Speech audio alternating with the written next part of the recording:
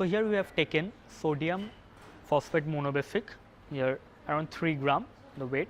So now we will dissolve it in double distilled water. Here we have taken double distilled water out here. Now we will not add 250 ml double distilled water directly at the first go. Why? Due to volume adjustment or volume error might be there.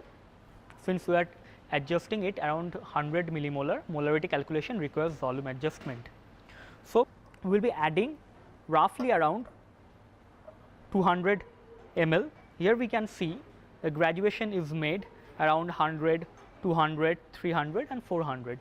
However, note down that the graduation in case of a beaker is not actually accurate. So the graduation is a rough graduation. Never go by the graduation mentioned in a beaker. Generally take the graduation mentioned in a measuring cylinder, which we will do later on after dissolving this thing. So we will basically fill this up to 200 ml, roughly up to 200 ml.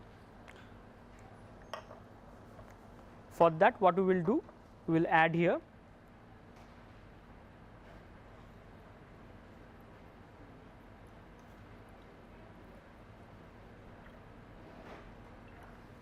once we add, we will just stir it gently.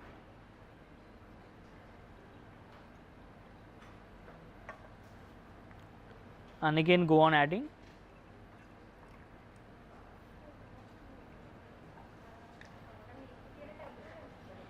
Here we can see small chunks or small aggregates of this compound sometimes might be formed after adding double distilled water. So how to remove this? We can't basically stir it and remove this one. For that, we need to use this magnetic stirrer, and this magnetic stirrer calls for this magnetic bar. Now these are the small magnetic bar. Some of you might be familiar with this one. Time to time we will be using this thing to dissolve the solid components in double distilled water or required solvents.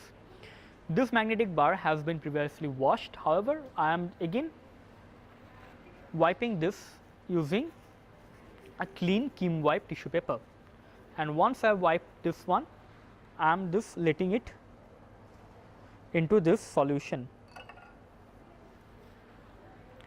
Here I have added this thing. As you have seen, I have not used my hand while adding this one. I have just rubbed it using this tissue paper, and directly from the tissue paper I have added it in this solution. Now I am pouring again double distilled water up to 200 roughly. So here we have poured around 200 ml of double distilled water. Now I will keep it here in this magnetic stirrer for dissolving of the solute components. For this is the magnetic stirrer. I am turning the switch on here. Here we can see the magnetic bar has started to rotate. We can adjust the speed out here using this regulator. We can increase it, we can basically decrease it depending upon our required solution. We can regulate the speed. Here if we keep it till here, we can actually see the solute components in this beaker. We can go for volume adjustment.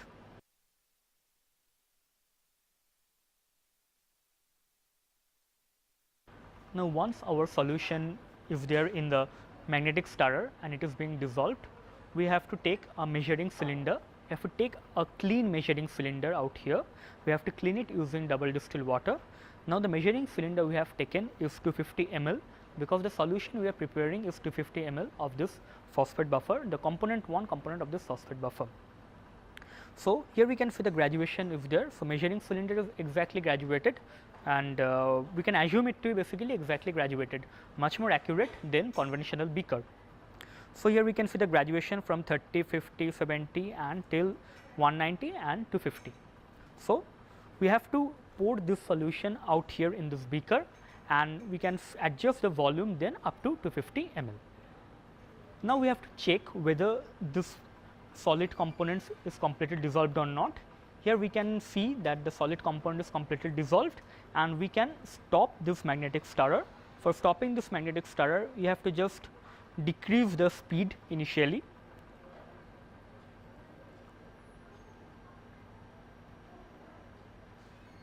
and then you can switch it off like this way.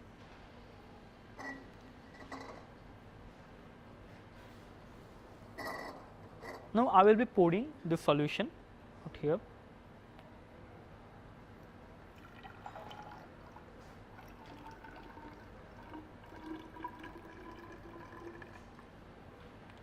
Now please note that this magnetic bar out here, the magnetic bar out here don't drop in this measuring cylinder. Be careful while putting this solution in this measuring cylinder.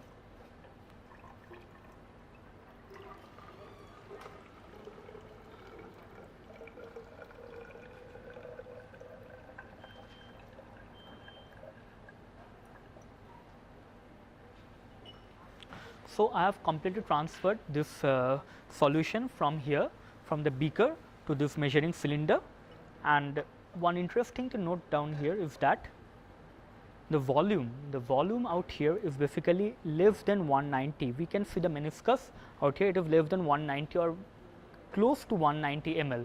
However, we have added it around 200 ml. So the graduation in case of beaker is not accurate. Here we can see in case of measuring cylinder it's 190, whereas in beaker it was around 200. So better to use a measuring cylinder rather than a beaker. Now we will take this one and adjust it till 250 ml. For that we will be taking a double distilled water and we will be adding here.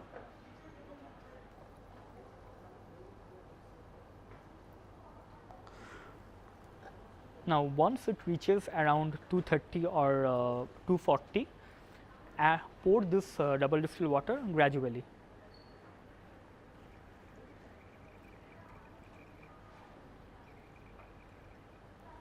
While it reaches this 250 ml, keep it in a place that is a steady place and a flat place out here. Better don't take it in hand, flat place, and add double distilled water.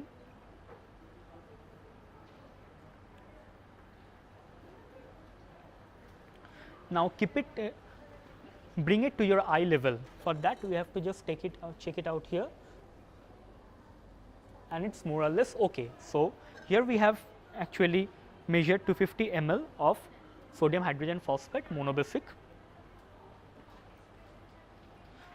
and we will transfer this again in a beaker. Now we have taken this beaker and marked it as NaH2PO4, that is monobasic 1, and we will be adding the solution to this beaker.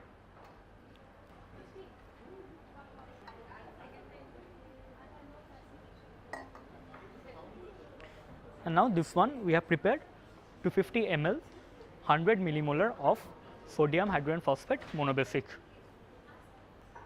Now we will dissolve the second one, that is sodium phosphate dibasic. Out here we have taken this crystalline part, sodium phosphate dibasic 1, here we can see. Now I will be adding, this is the graduation, here we can see the graduation part is there, around 200 ml of double distilled water.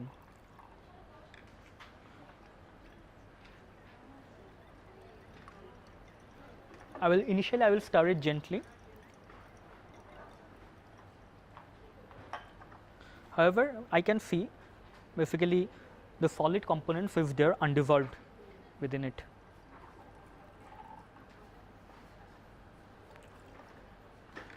I have added roughly around 200 ml double distilled water here. Here we can see the solid component, this hasn't been dissolved out here. So we will take it in a magnetic stirrer for dissolving. Here we have added the magnetic bar, so we will take it in a magnetic stirrer. I am placing this one in a magnetic stirrer.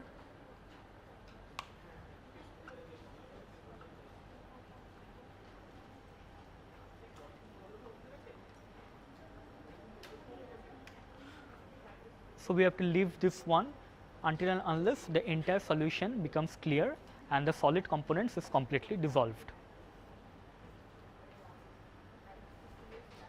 Now we will check the pH of sodium hydrogen phosphate monobasic 1 that we have actually prepared and dissolved in double distilled water. For that, this is the pH meter as we have seen in earlier during Chris buffer preparation. Now this pH meter, we will just wash this bulb we will be washing this bulb with double distilled water. Now I will be washing this bulb with double distilled water and again wiping it with a clean tissue paper. We have to try this procedure 2 to 3 times carefully. We are initially washing it using a jet of this double distilled water. Then after that we will be wiping it using a clean tissue paper.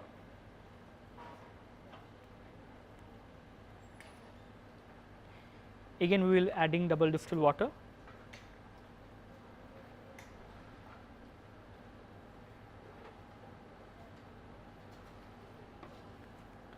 And cleaning it. We have to repeat it 2 to 3 times. Now we will transfer it in the solution. Better don't keep it here in dry for a long time.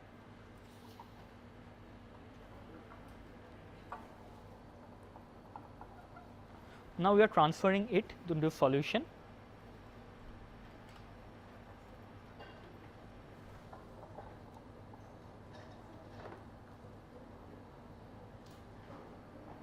Now I have transferred this pH meter, the bulb of the pH meter in this solution, and here we can see the reading of the pH of this solution. It comes to around 4.35. So basically the pH of this 100 millimolar 250 ml sodium phosphate monobasic, it comes to around 4.35, that is in the acidic region.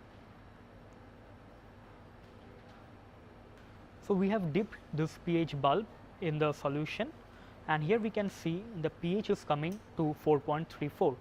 So the pH for sodium phosphate monobasic lies in the acidic region around 4.34.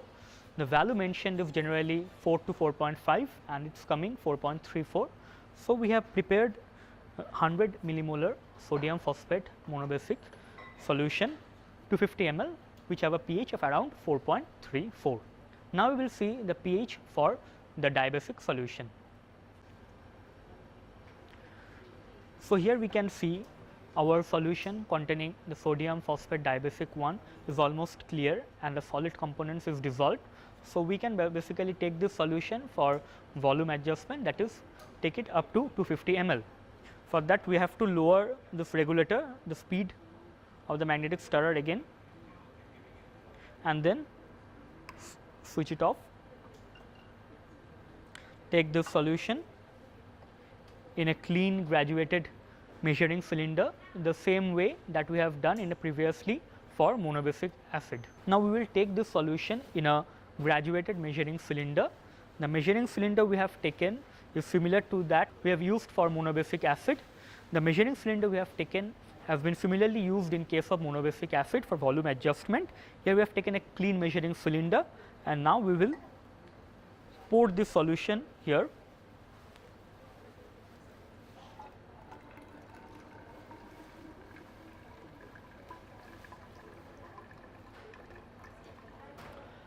Now before pouring this entire solution, we can see the magnetic stirrer or the magnetic bar out here is there in the solution. So one thing I would like to introduce you to all, that is a tong in order to remove this magnetic bar.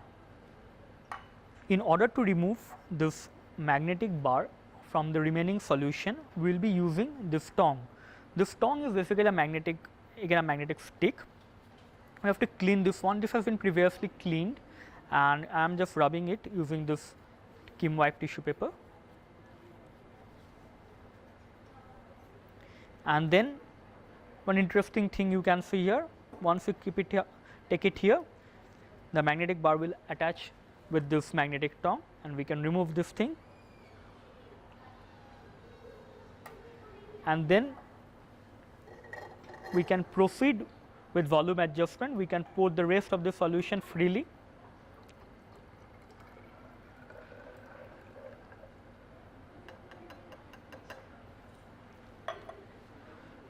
Then we can see it is around 180, it is less than 190.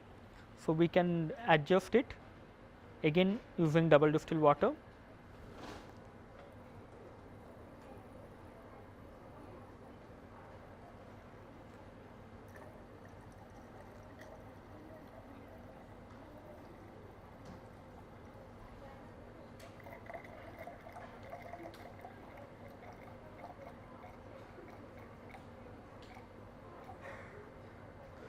Again, once it reaches around 240 ml, slowly add double distilled water.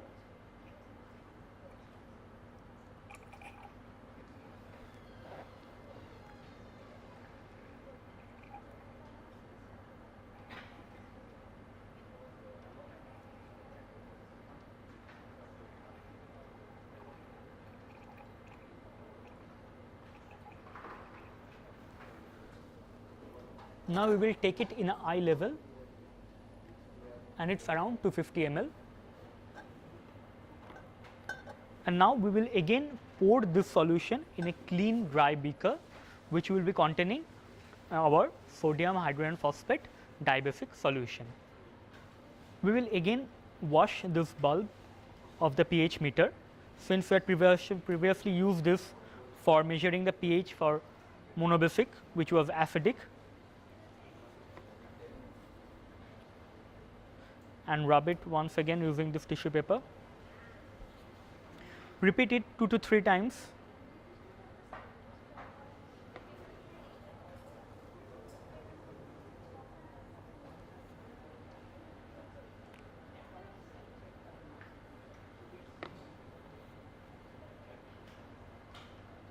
And then we have to transfer this thing into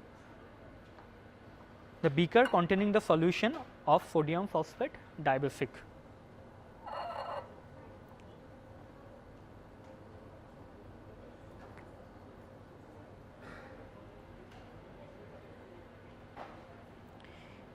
Here we have immersed this pH meter bulb in the solution.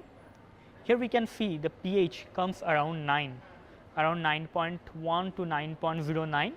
Here we can see. So, the pH for this dibasic acid is basically in the basic region, or in the alkaline region, what we can say, it comes around 9.09. So, once we have done with measuring the pH of both the solution, we will again wash the bulb. We will take it carefully from the solution.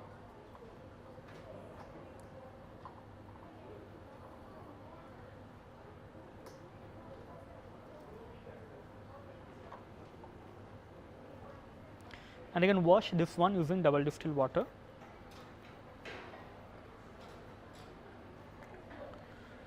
Now we will again wash this using double distilled water.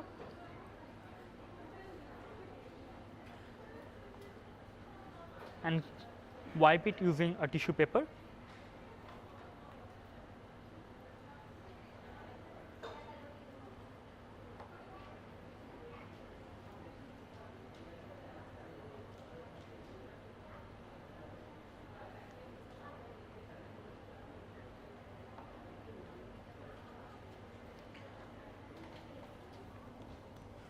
And then immerse it in the solution out here.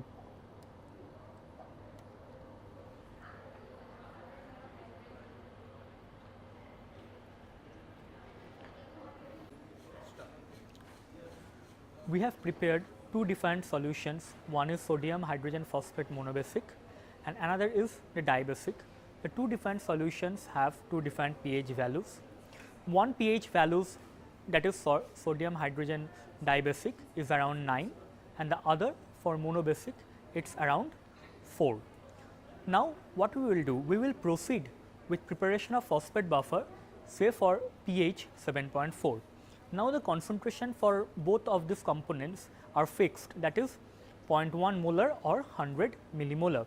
Unlike the trees part where the individual component concentration cannot be exactly or precisely determined, out here we can basically consider the concentration of each and every components, that is for monobasic and dibasic.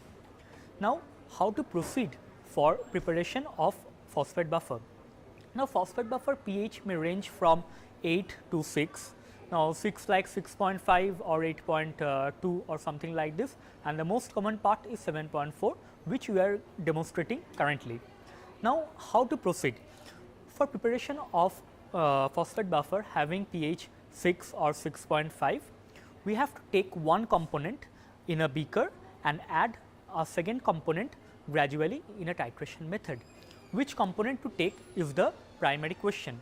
Now, the component we have to take in a beaker should be, or rather the component which have the maximum volume should be that solution whose pH is near to a desired pH. Now, let us take an example for this one. Suppose the solution or the pH we are bothered with is pH 7.4 or not 7.4 currently, the pH we are bothered with is basically 6.5. So, we have two components. Number one component is the monobasic part which is having a pH of around 4 and the diabasic part which is having a pH of around 9. So, which one to take? Basically, we will take that pH which is closer to 6 or 6.5. In this case, we are having the pH that is 4, that is for the monobasic part we will take in a beaker, and then we will add the diabasic part gradually, and so that the pH 6.5 can be achieved. When we are going for pH 8 or 8.2 something like that for phosphate buffer, in a similar way we will take that solution whose pH is closer to 8. Whose pH is closer to 8? The solution, that is diabasic solution having the pH of around 9. So, diabasic solution have pH around 9, and hence we will take the diabasic in a beaker and gradually add the monobasic part to it in order to take the pH from 9 to 8. The basic component for preparation of phosphate buffer is that we have to take that solution whose pH is closer to a desired pH in a beaker and add the remaining the next solution gradually using a pipette to it. So, the solution we are preparing is 7.4. So, which one to take in a beaker? Yeah, actually you guessed it right. The solution we are taking in a beaker is the diabasic one having pH 9, around 9, and we will add the monobasic one having pH 4 in order to bring the pH, the net pH to around 7.4. Here you can see we have taken the diabasic part in a beaker and we have immersed the pH electrode out in this beaker, and the pH of this solution is coming around 9.07, that is closer to 9. This is a diabasic one. Here we have taken the monobasic one and this pH is around 4 which we have measured just a few minutes ago. Here what we have done is that we have taken a magnetic bar and kept in a magnetic stirrer. Now, one thing you have to be careful is that kindly check that the pH electrode does not come in contact with the magnetic bar which is actually rotating within the solution. What will happen is that if the magnetic bar hits this pH electrode, the pH electrode is very delicate and it will affect the pH electrode, it might break or it might crack. So, it is better to maintain some distance between the pH electrode and the magnetic bar. I have taken 1 ml micropipette. Here you can see the 1 ml micropipette and this is the 1 ml tip. I will be taking this solution, that is the monobasic one, using this pipette and gradually adding in this diabasic solution. Here I am immersing this pipette, taking the solution, and I will be adding dropwise.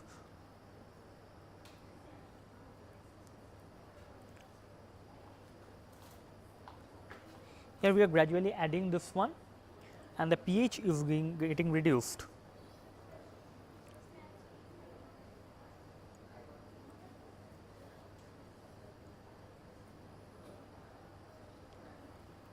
And once you add it, kindly give it some time for the mixture to become homogeneous, and again start adding the solution.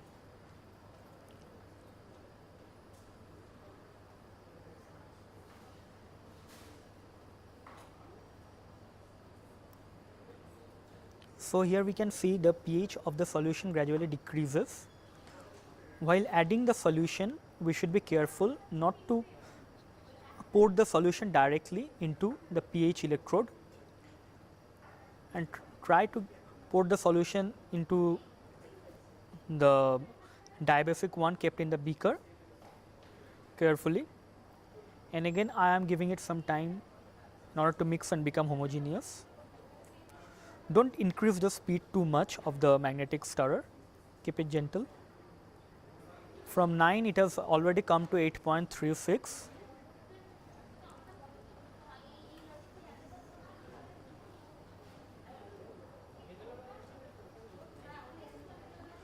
So, the pH is gradually decreasing, it has come to almost 8.3.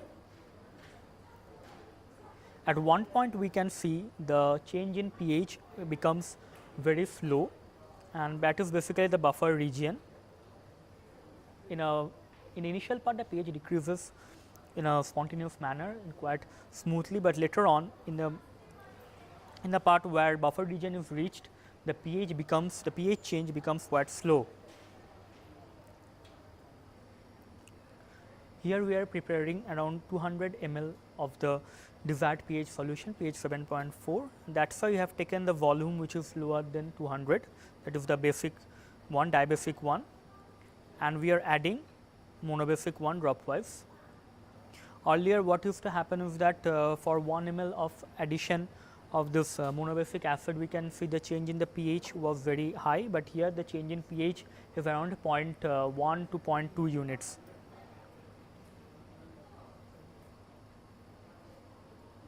The change is around 0.01 to 0.2 units.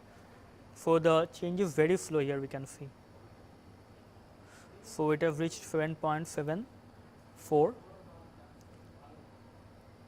Our aim is to reach the pH 7.4. Whatever happens, please note, in a hurry, don't pour bulk of the solution into the dibasic one in the buffer region. Sometimes it might happen that one might get impatient and add a large volume of solution in the dibasic one, but prefer not to do that, because that won't give you the desired pH. You have to add always dropwise. And what might happen is that if you add bulk amount of the monobasic one, the pH of the desired pH might get crossed. Like if I add a large volume like 5 ml of this solution instead of adding this dropwise, then what might happen, instead of 7.4 it might go to 7.0 or even up to 6 in the range of 6.8. So it is not desired. In case such thing happen, we have to adjust it using the dibasic acid, that is using the sodium hydrogen phosphate having a higher pH value. So we have reached around 7.5. Now we have to add very carefully, add dropwise. Our desired pH is 7.4. So here the pH change is very slow out here. We will be adding dropwise patiently and allow the magnetic stir to make it homogeneous. It is fluctuating between 7.47 to 7.46. So initially what used to happen is that for 1 ml of this monobasic acid solution, the change in pH was around 0.3 to 0.5, but here the change of pH is 0.01. So it is completely in the buffer zone and it is reaching our desired pH, it is 7.43. Now we will be adding 7.42. I am giving some time in order to mix the solution.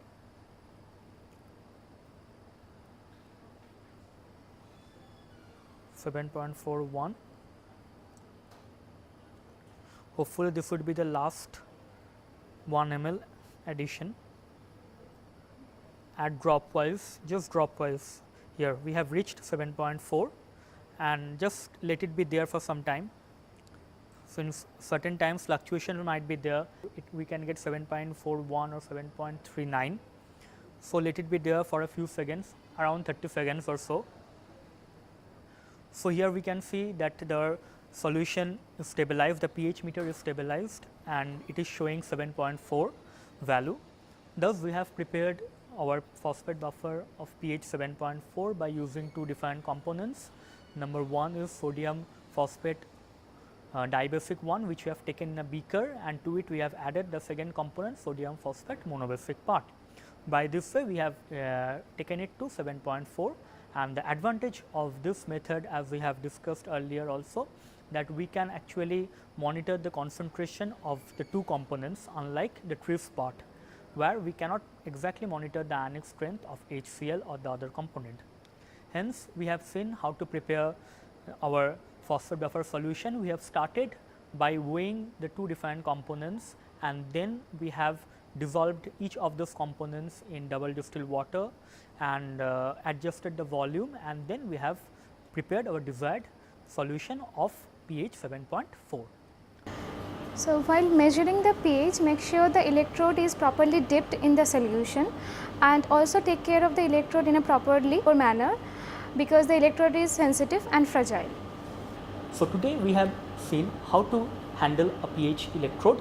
Initially we have seen how to take care of the electrode bulb and other basic precautions for handling pH electrode, and next we have seen how to prepare phosphate buffer. Initially we have prepared phosphate buffer of pH 7.4 using two components, one is the diabasic one and one is the monobasic one, using different ratios of the two solutions.